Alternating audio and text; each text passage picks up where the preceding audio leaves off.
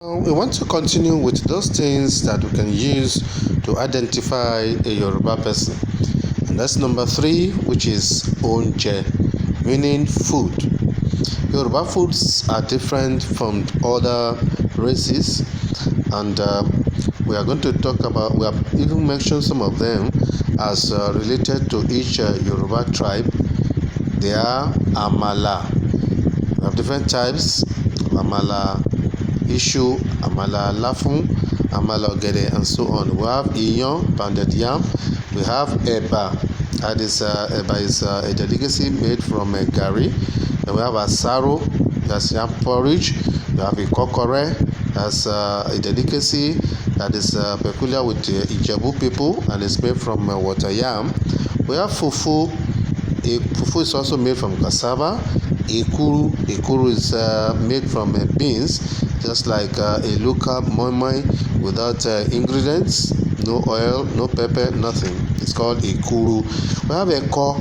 Eko is pap, which could be jije, that is solid one, and mimu, which is a liquid pap. Now, we're moving to number 4 of those things that we can use to identify a Yoruba person, and that is talking about ilaoju, that is facial mark. Okay, we have different types of facial mark. Originally, facial marks are for identification and for aesthetics, that is beauty.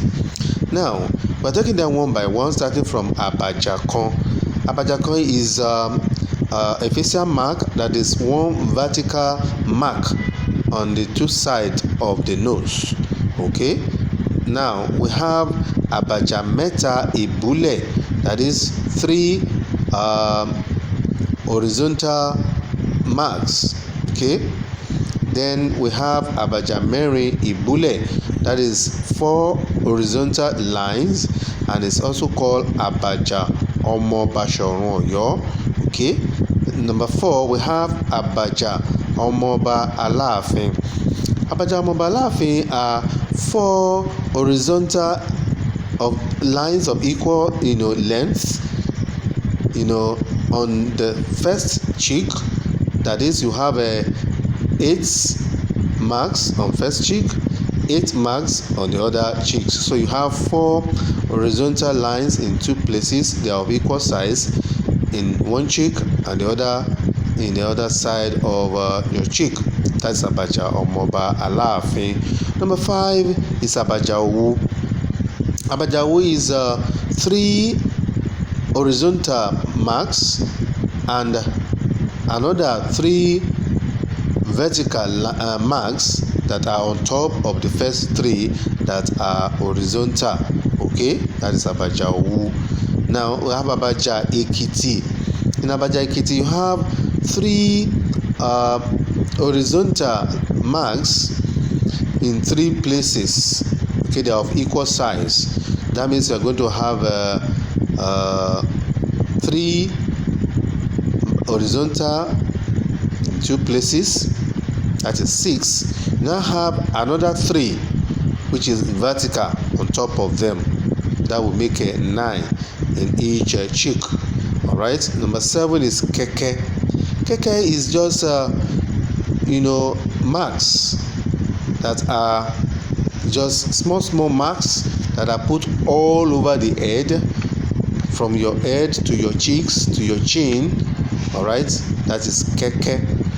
We have ture. Ture is 6 vertical marks that the first 3 is longer than the second 3. So you have 6 vertical marks, but the first 3 are longer than the second 3. You have gombo. Okay, gombo has 4 vertical marks and another 4 still vertical, another 4, okay, that will now meet them horizontally. You have 4 vertical standing. Okay, you have another 4 horizontal that will now meet them. That is gombo. Now that's that about ilaoju facial mark. Number 5 of those things that we can use to identify a Yoruba person is orúkọ, meaning names. Yoruba names are different from other races. So we want to look at Yoruba names in 3 categories. Look at names that are has to do with Yoruba religion. We have names that are has to do with occupation, Yoruba occupation, and we have names that has to do with the position or status of a family. Let's start with orúkọ tó jẹ mọ́ ẹ̀sìn ìdílé, that is names that has to do with the religion of a family. All right, as you know, Yoruba traditional religion, talking about the gods. So starting with Ifa, the Ifa worshippers will give names like Ifatokun, shortened to Fatokun. You have Ifakunle, shortened to Fakunle, Awolowo, Dopemu, and so on. These are types of names given by the Ifa worshippers. We have Ogun, the god of iron. Worshippers of Ogun, they give names like Ogundeji, Ogunronke, Ogunbiyi, and so on. The worshippers of Yemoja, the goddess of river, they give names that has to do with water. And you hear names like Omiyale, Omitogun. These are names that are given by the worshippers of Yemoja, Àwọn, Yemoja. Then you have Egungun, masquerade. The worshippers of masquerade, we call them Elegun or Oloje. They give names like Egunleti, any name that has Egun or Egungun in it. So have Egunleti. We have others that have Oje, which is their general name, Oje something. We have Ojetunde, Ojekunle, Ojebiyi, and so on. Names that add Opa, because masquerades, they carry sticks, beat some people or to beat themselves. So you have Opa something, Opa Dokun, Opa Tola. So these are names that belongs to the Egungun worshippers. Then we have the worshippers of Orisha Nla, Àwọn Olóríṣà Nla, or Orisha Oko, call them Olóríṣà Oko. The worshippers of these gods, they give names like Orisha something, which is Orisha Bumi, Orisha Tola, and so on. They give name that has Efun. Efun is white substance, because they worship, they make use of white substance, white clothes, white calabash, and the rest. So they give name like Efun Shetan, and so on. Efun Yela. So these are names for Olóríṣà Nla and Olóríṣà Oko. Next is names that has to do with the occupation of the Yoruba people. Okay, people that are into drumming, we call them Àyàn or Alayande. So they give names like Àyàn something, Àyàngbèmí, Àyànrónkẹ́, Àyànwálé, and the rest of them. Then people that are into playing of Ratu, okay, that is Shekere, okay, and we call them Oníṣẹ̀kẹ̀rẹ̀. They give names like Ajetumobi. Any name that has Aje in it belongs to the Shekere family, people that they play with Ratu, okay, Ajetumobi, Ajekigbe. Then we have Ode hunters. They give names like Ode something, Odegbemi, Odewale. Because they worship Ogun, they also give names like Ogun something, Ogunshola, and the rest of them. Then we have those that are into artistic works, call them Olono or Onishono. So they give names like Ono something, Olonode, Onobulu, and so on. Lastly, we want to look at names that has to do with the position or status of a family. Somebody that is from the royal family, Ìdílé Ọba, they give names like Adeyemi, Adeshina, and the rest. Then if they are from chieftaincy house, our little Olóyè, but Olóyè something, Olóyèdé, Oyèyẹmí, Oyèwálé, and so on. Another thing that we can use to identify Yoruba person is ẹ̀sìn, that is religion, right? Yoruba religions definitely are those traditional religion. We worship gods, okay? We have Ṣàngó, the worshippers are called Oníṣàngó. You have Egungun, the worshippers are called Eléégún. You have Ọya, the worshippers are called Oloya. You have Eshu, call them Eleshu. Then you have Ogun, call them Ologun, and the rest of them. So the next is Igbeyawo, that is marriage ceremony. So Yoruba marriage ceremony is different from the other races. In Yoruba land, if you want to get married, we have steps to take. Now we're going to look at the marriage, the steps of marriage in Yoruba land. What are the steps to take in Yoruba marriage? The first is called Ifojusode. Ifojusode means searching. Searching for a wife, and that is done by the family of the man. The next is Alarino. Alarino means intermediary, somebody that will intercede between the wife to be and the husband to be. So usually an elderly woman from the man's house. Okay, that's Alarino. It's going to be interceding between the two of them. Then we have Iwadi. Iwadi is investigation. They investigate about the family of that lady that they want their son to get married to. Then you have Ijohen or Ishihun. Ijohen or Ishihun means the consent of the lady. When you say, I want to marry you, do you agree with me? You say, yes, and I agreed. That expression of it means Ijohen, means answering or to show that you agree to marry that man. Next is Itoro. Itoro is just seek the consent of the parent of the bride. So the family of the man will go to the house of the lady, their parents, to ask for their consent in that marriage. That is Itoro. Malotoromo. Next is Iyagbo Babagba. So when the family of the man come to ask for their consent, so it's left for them to say yes, we agree, or probably they can just ask them to come some other days for them to also make their own investigation. So when they agree, so the consent of the parents of the lady is regarded as Iyagbo, that means the mother had heard. Then Babagba means both the father and the mother of the lady have agreed to that proposal.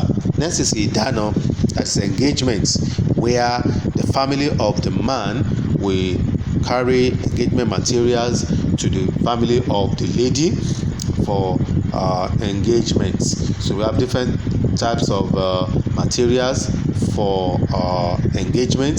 Some of them are issue, that's yam.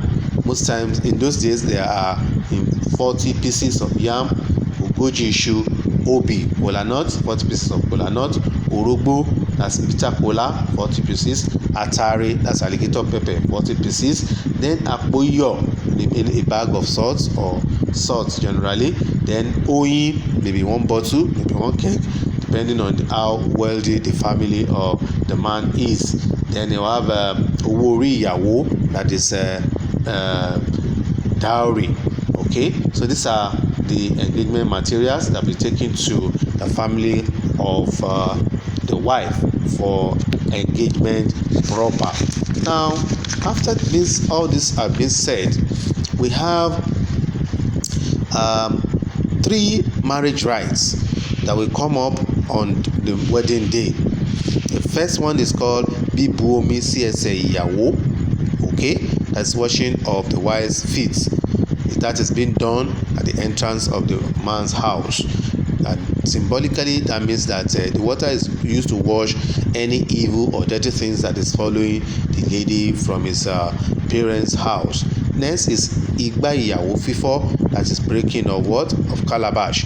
They ask the wife to step on a calabash and break it into pieces, and that is to pray for the wife that she will get more children. Then next is Oro Ibale, that is test for virginity. Test for virginity to know whether the lady is still a virgin before the marriage. Okay, that is Oro Ibale. Now, we have some words that are related to Yoruba marriage. We have Apon. Apon is bachelor. Okay, ọkùnrin tí kò tíì láya Apon. You have Okobo or Akura. So that is an impotent man, a man that cannot impregnate a woman. We have akiriboto. Akiriboto means a lady that does not have a private part. Then we have oppo. Oppo is a widow. Okay, opolokunrin, opolobinrin. Then you have omosu. Omosu is a married woman that is living with his parents. It's called omosu. Then igbeyawo asante is a type of marriage where the husband will take away the lady without the consent of the parents. That's igbeyawo asante. We also have owo isegiri. Owo isegiri is the money that the husband is going to pay on that wedding day for the fact that the lady was unable to look at his face in the first day that she proposed to her. These are some of the words that are related to igbeyawo. Okay, so we are moving gradually to the last aspect of the things that you can use to identify a Yoruba person. That is Isomoloruko, naming ceremony. Naming ceremony in Yoruba land is different from another area.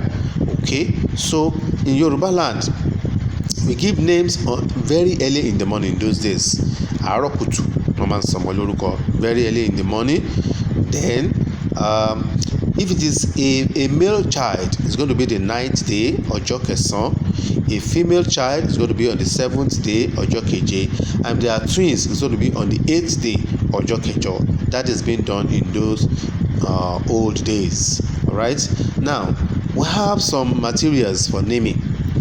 Number one is obi, that is kola nut. You use kola nut to pray for the new baby that evils will go away from his head, because obi is believed to be a substance that wave away bad luck or death or sickness away from that baby. Obi ni biku, obi ni biaru. Okay, next is orogbo, which is bitter kola. This will be used to pray for that baby, that the baby will get old in life. The last syllable of that word is bo. Bo means to get old. You get it. And the next is atare, that's alligator pepper. Alligator pepper is used to pray for the child, that the life of that child would be in a bunch, it will not be in pieces, because when you see alligator pepper is usually in bunch. Then inside each bunch you have many seeds. So that's a prayer for the child, that the child will give birth to many children. Then next is iyo, oyin, adun àti ìrèké. This is salt, honey, adun. This is a delicacy that is made from dry corn, and sugar will be added, very sweet, and ìrèké is sugar cane. All these ones, this particular thing that is common to all of them is sweetness. They are always sweet, so we use them to pray for that baby, that the baby will not experience bad or hardship in his or her life. His life will be sweet. The next is ekpo. Ekpo means what? Red oil or palm oil. We used to pray for the baby, that the baby will not experience hardship. When something is hard in Yoruba land, when you put red oil or palm oil, it becomes soft. Okay, and you add there. Then the last is omi, that is water. We used to pray for the baby, that the baby's life will be peaceful, all right, and that the baby will not have an enemy, because nobody create enemy with what? With water, right? Let's stop at that. In the next video, we're going to look at another subtopic.